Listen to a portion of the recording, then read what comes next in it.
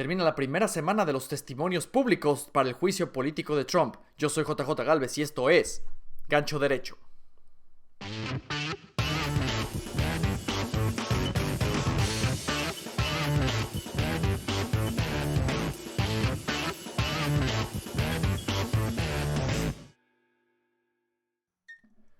Pues la semana pasada hubieron 3 personas que ofrecieron su testimonio en todo esto del juicio político de Trump. Impeach Trump, vamos a quitar a Trump y todo este relajo.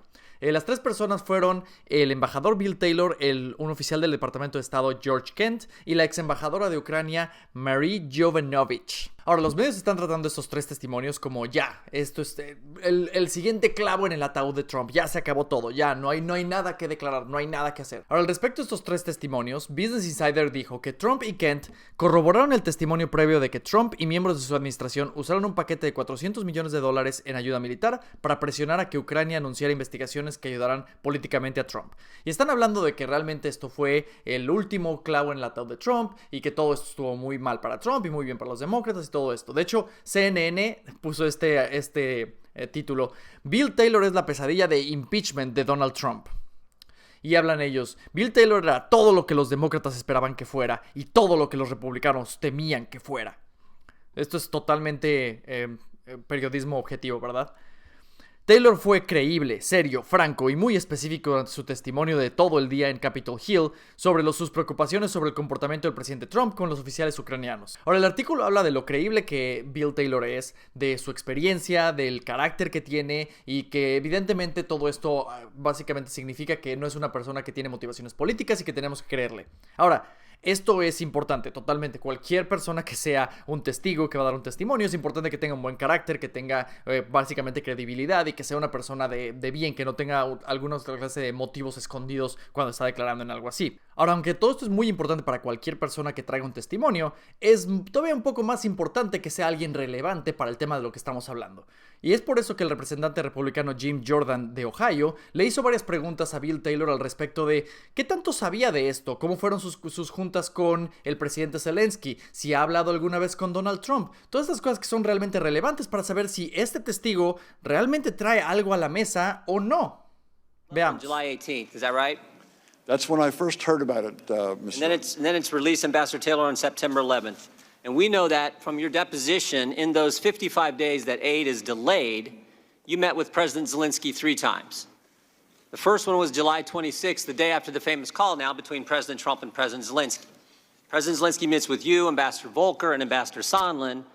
And again, according to your deposition and your testimony, there was no linkage of security assistance dollars to investigating Burisma or the Bidens. Second meeting is August 27th. Again, in this 55-day time frame, second meeting is August 27th. President Zelensky meets with you and Ambassador Bolton and others.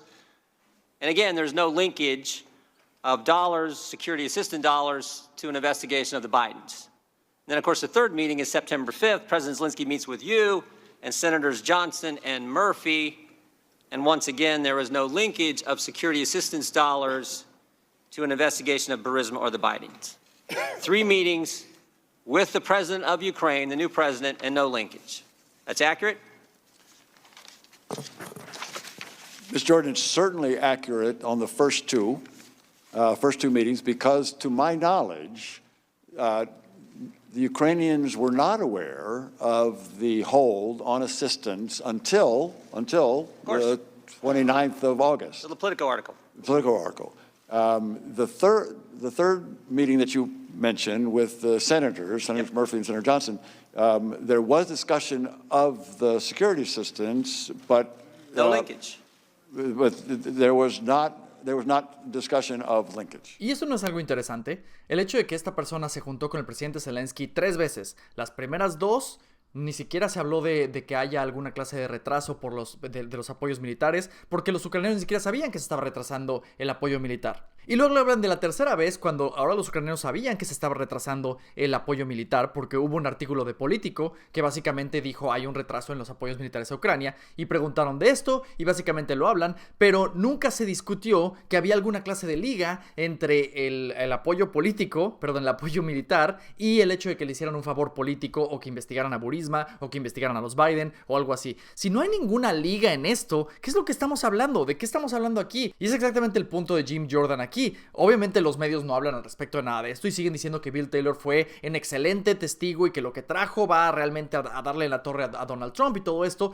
Pero exactamente de lo que está hablando aquí es que, al menos hasta donde él sabía, cuando estaba hablando con oficiales ucranianos, no existía ninguna liga. Y es exactamente lo que estamos intentando averiguar, ¿no? Si hubo alguna clase de soborno, alguna clase de quid pro quo ilegal, en el cual Donald Trump estaba obteniendo alguna clase de favor político a cambio de devolverles o de darles ese apoyo militar que les habían ofrecido.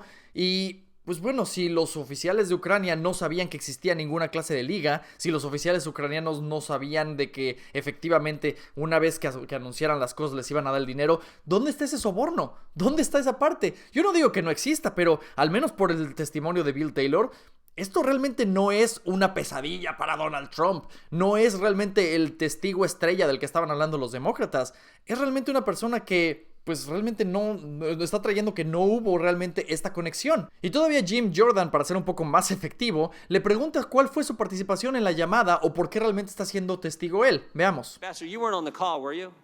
You didn't listen on President Trump's call and President Zelensky's call? I did not. You've never talked with Chief of Staff Mulvaney? I never did. You never met the president? That's correct. You had 3 meetings again with Zelensky and it didn't come up. And 2 of those they had never heard about as far as I know. And So there was no reason for it to come President up. Zelensky never made an announcement. This is what I can't believe. And you're their star witness. You're their first witness. Y es exactamente correcto, porque por mucho que su carácter hable de que es una persona que no traería motivaciones políticas, que él va a ser honesto y todo esto, pues, ¿qué es lo que realmente trae a la mesa? No es una persona que realmente estuvo ahí, ni siquiera estuvo en las llamadas. Y en las llamadas en las que estuvo, en las juntas en las que estuvo con el presidente Zelensky, no hubo ninguna liga. ¿Por qué esta es la persona que va a ser la pesadilla para Donald Trump?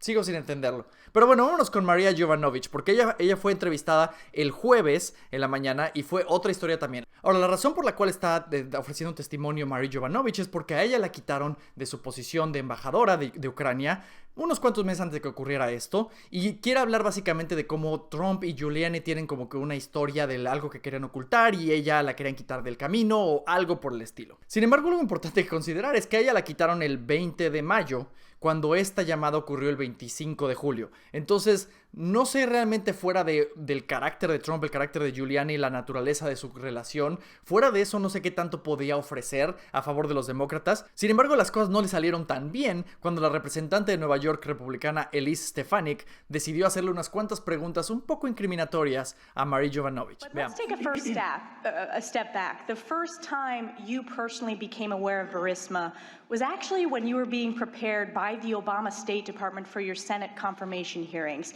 And this was in the form of practice questions and answers. This was your deposition. And you testified that in this particular practice Q&A with the Obama State Department, it wasn't just generally about Burisma and corruption, it was specifically about Hunter Biden and Burisma. Is that correct? Yes, it is. And the exact quote from your testimony, Ambassador, is, quote, "The way the question was phrased in this model Q&A was, what can you tell us about Hunter Biden's, being named to the board of Burisma?" So for the millions of Americans watching, President Obama's own State Department was so concerned about potential conflicts of interest from Hunter Biden's role at Burisma that they raised it themselves while prepping this wonderful ambassador nominee before her confirmation. And yet our Democratic colleagues and the chairman of this committee cry foul when we dare ask that same question that the Obama State Department was so concerned about. Y ese es exactamente el punto de todo esto. Donald Trump está haciendo la pregunta de si hay corrupción en Ucrania, si Hunter Biden y su relación con Joe Biden fue algo de abuso de poder en base a él tener esa posición en Burisma, si el hecho de Ucrania se involucró en 2016 en las elecciones de Estados Unidos. Todas esas preguntas que curiosamente ella está hablando de que Obama hizo antes, bueno, no lo de las elecciones de 2016, pero la administración de Obama estaba haciendo las mismas preguntas de si efectivamente había un conflicto de intereses. Y es por eso que este es un testimonio muy importante, o bueno, más bien unas preguntas muy importantes para Maria Jovanovic, alguien que originalmente no iba a traer nada sobre la mesa específicamente para impeachment. Al parecer le salió un poquito chueca la situación. Sin embargo, las noticias no están hablando de nada de esto. ¿Por qué? Porque esto va en contra de lo que los demócratas quieren, esto va en contra de lo que la izquierda quiere, y es lo que a mí me molesta. ¿Por qué no estamos siendo objetivos al respecto de esto? Sin embargo, los medios se están enfocando en otras cosas completamente diferentes. Número uno, están enfocando en que Adam Schiff estaba callando a Elise Stefanik cuando ella quería hablar, y que eso estaba bien porque Elise Stefanik estaba rompiendo las reglas de cómo, en qué momento podía hablar y en qué momento no podía hablar. Ok, está bien, no hay ningún problema por eso. Sí los videos que podemos ver de cuando ocurre eso, sí es un poco grosero, sí es algo que si le hubiera ocurrido de una persona republicana a una congresista demócrata, el mundo estaría hablando de ¡ay, misógino! ¡Ay, que no respeta a las mujeres! ¡Ay, qué horrible! Y nadie habla de eso cuando es un hombre demócrata en contra de una mujer republicana, obviamente. Pero vamos a dejarlo a un lado porque, ok, tal vez estaba rompiendo las reglas, tal vez no estaba siguiendo lo que debería seguir. La segunda cosa de la que se está hablando es un tweet que mandó Donald Trump en el momento del testimonio de Marie Yovanovitch. Ahora, este tweet no es algo que debería de haberse mandado. Donald Trump hizo muy mal al haber mandado este tweet porque sí se puede considerar como que está queriendo intimidar a uno de los testigos. Básicamente habló de que cualquier lugar donde Marie Yovanovitch va, las cosas salen mal. Ella empezó en Somalia y ¿qué tal funcionan las cosas? No puedes culpar a la embajadora en Somalia de que realmente Somalia le haya tenido una guerra civil y le haya ido tan mal como le ha estado yendo. Y todas estas cosas son cosas que no tenían sentido en ningún momento en general. No tienes por qué hacer mandar un tweet de esto. Y mucho menos el momento en el que ella la están entrevistando para un caso como es el impeachment y el juicio político y todas estas cosas. No tiene sentido y estuvo muy mal que ese tweet fuera mandado. Sin embargo, el hecho de que esto se volviera el encabezado en las noticias de CNN y el encabezado de todas estas cosas, en lugar de esta parte que entrevistó Elise Stefanik, que es totalmente el punto de todo esto. Obama tenía las mismas preocupaciones sobre conflicto de intereses entre Hunter Biden, Joe Biden y Burisma. ¿Por qué el hecho de que Donald Trump haga esa misma pregunta significa impeachment, conflicto de intereses, ganancia política? ¿No es exactamente lo mismo? Pero bueno, como yo les he dicho muchas veces, yo lo único que quiero es que se llegue al fondo de todo esto, que se hagan las preguntas correctas, que se traigan a los testigos correctos y que efectivamente se reporten lo que está ocurriendo, no nada más se cuente la historia de lo que quiero que pase para que mi lado gane. Y eso no es algo que estamos viendo ahorita. Desafortunadamente, conforme avanza este juicio político, parece que más nos estamos convenciendo que esto es algo partidista que nada. Y como simple ejemplo, vean lo que dice el representante demócrata Mike Quigley de Illinois sobre lo que son los rumores y la evidencia en una corte como esta. And if, I guess, to close, primer on hearsay, I think the American public needs to be reminded that countless people have been convicted on hearsay because the courts have routinely allowed and created needed exceptions to hearsay. Hearsay can be much better evidence than direct, as we have learned in painful instances, and it's certainly valid in this instance. Well, gentlemen, yield because none of those exceptions would apply to this testimony. Ahora, el punto importante en todo esto es que cuando no tienes otra evidencia, cuando no tienes otro testigo, cuando no hay nadie más al respecto y lo único que tienes son rumores, pues puedes tener que utilizar algo así como parte de tu evidencia. Sin embargo, nunca va a ser mejor o más importante o más útil el rumor que la evidencia directa de la persona que estuvo ahí. ¿En qué momento podría eso tener más validez? Eso es lo que les digo. Eso es lo que está causando que las personas piensen que esto es más partidista que nada. Ahora imagínense, y yo sé muy locamente, que los medios sacaran una noticia en la que hablaran: oigan, esto es lo que dijo Mike Quigley. Esto no es correcto. Deberíamos de enfocarnos, como nosotros como periodistas buscamos siempre la verdad, y tenemos que enfocarnos en sacar la verdad de las fuentes más fidedignas que podamos, no rumores. Rumores no son lo que deberíamos de utilizar como evidencia en un caso de juicio político. ¿A poco no restaurarían mucho de la confianza que hemos perdido en los medios? Sin embargo, no, esto no sale a la luz, no hablan de todo esto. Pero en fin, aquí es donde estamos ahorita y esta semana vamos a tener la segunda semana de estos testimonios públicos y esas son las personas que van a hablar. El martes va a hablar Jennifer Williams, que es una asociada del vicepresidente Mike Pence, el Lieutenant Colonel Alexander Vindman, que es un asociado de asuntos de Ucrania del National Security Council, Kurt Volker, previo enviado especial de Estados Unidos para negociaciones con Ucrania, Timothy Morrison, asociado en asuntos de Europa y Rusia del National Security Council. Todas estas personas van a testificar el martes. El miércoles van a ser Gordon Sondland, el embajador de la Unión Europea, Laura Cooper, que es una oficial del Pentágono que maneja asuntos de Rusia y Ucrania, y David Hale, el subsecretario de Estado en Asuntos Políticos. El jueves vamos a cerrar con Fiona Hill, que ella era la directora de asuntos de Rusia del National Security Council.